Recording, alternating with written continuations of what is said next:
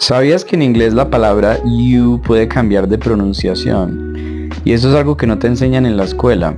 Por sí sola la palabra se pronuncia you. Sin embargo, cuando esta palabra va seguida del sonido de la letra D, suena you. Por ejemplo, I need you. You. I need you to help me. Cualquier pregunta en pasado con did you. Did you come yesterday? Did you do what I told you?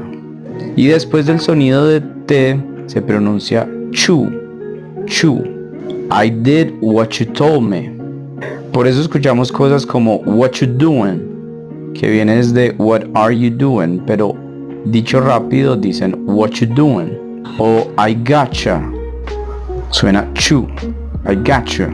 Incluso después del sonido de algunos verbos terminados en ed, cuyo sonido es como una T, como kissed or liked,